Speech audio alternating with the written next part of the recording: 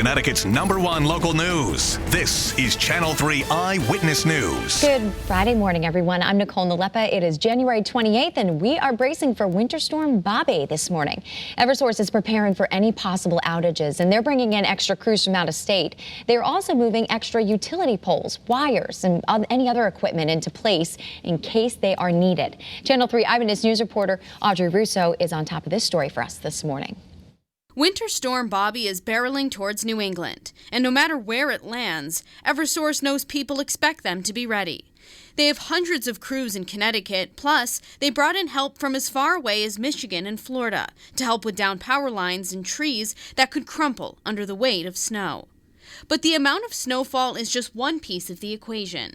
We'll have to see what the storm decides to do, because as your weather team will tell you, 100 miles either way, west or east, can make a big difference between the type of snow we get, the speed and strength of the winds. There's all kinds of variables. Audrey Russo for Channel 3 Eyewitness News. Yeah, everybody's preparing. Hello, everybody, and good morning. 7:01 is now the time. Watches have been upgraded to warnings, and that is a bit unfortunate. For those of you who don't like snow, well, you're not going to like tomorrow, because it is going to snow, and it's going to snow heavily here in the state. Let's take you down and break it down for you. Tomorrow morning, snowing statewide. When you join us tomorrow morning on Eyewitness News, it will be snowing, and we will be here to get you through the storm. Peak winds peak of the storm comes between 10 a.m. and 4 p.m. We're talking about 1 to 2, possibly even 3 inches of snow coming down at an hour. That's going to be catch up for the plows out there. I mean, they do a great job, but when you get snow that rate, it is very difficult to keep the roads clear. So you're going to have to budget in a lot of extra travel time if you have to be out and about on those roads. If you don't, stay home. Wind gusts 45 to 55 miles an hour. And that creates near whiteout conditions. So the blowing and drifting snow plus the snow coming out of the sky is going to prove to be very, very complex tomorrow. And then by tomorrow evening, the storm system starts winding down. Sunday's a better day. Here are the storm impacts: heavy snow, poor visibility, high. Blowing and drifting snow, approaching high. Power outages, approaching high. And coastal flooding, not so much around this time. 8 to 18 inches of snow expected in central Connecticut, 18 plus for northeast and southeast portions of the state, and 4 to 8 for northwest and southwest Connecticut. Now remember, if that storm jogs a little bit further to the west, that means more snow for northwest and southwest Connecticut, okay?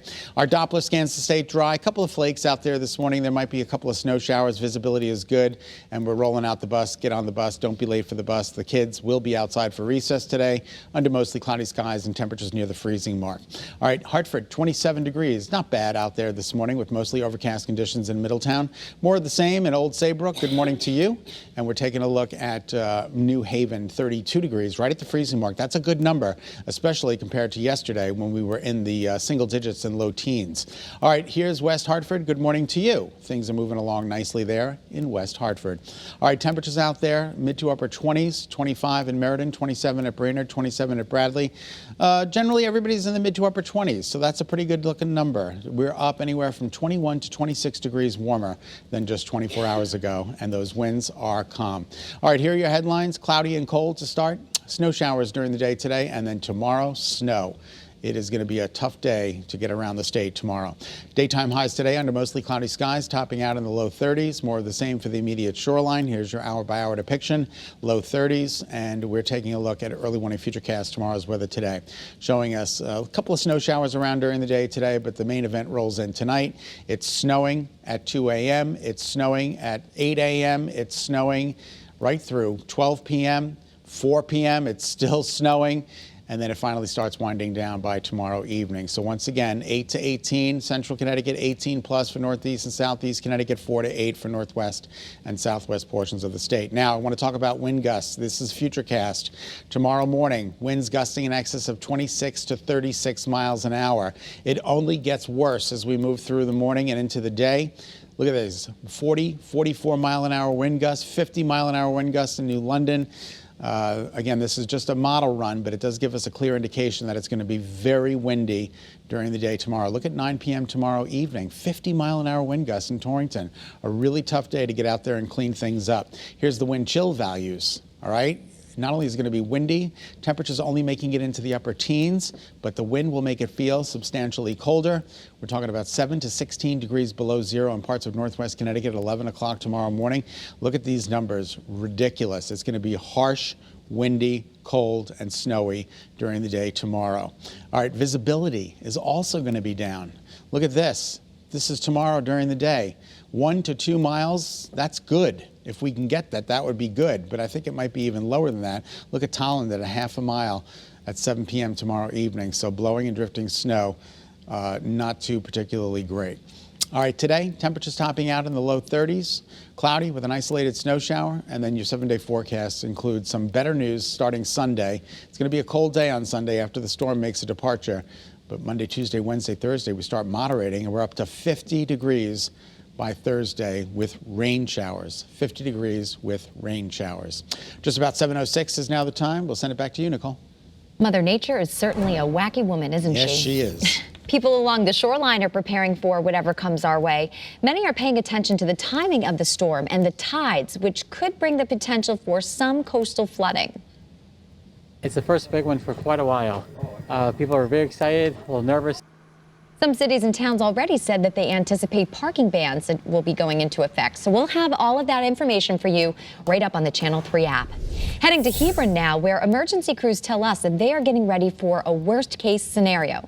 They spent the last 24 hours making sure that all of the town's fire trucks and ambulances are all ready for the winter weather. If the event does grow in intensity, we have a command center right in the firehouse. We'll have personnel staged here, and our command post will work directly with emergency management, public works, town hall, and police. Hebron officials say if the situation gets really bad, crews will be sleeping at the firehouse Saturday night, so they are ready to respond to any emergencies that may happen. And our team coverage continues right now because of Winter Storm Bobby, of course. UConn students are moving back on campus a day early. Channel 3 Hartford Bureau Chief Aya Galil has more on how the winter weather is changing the school's plans.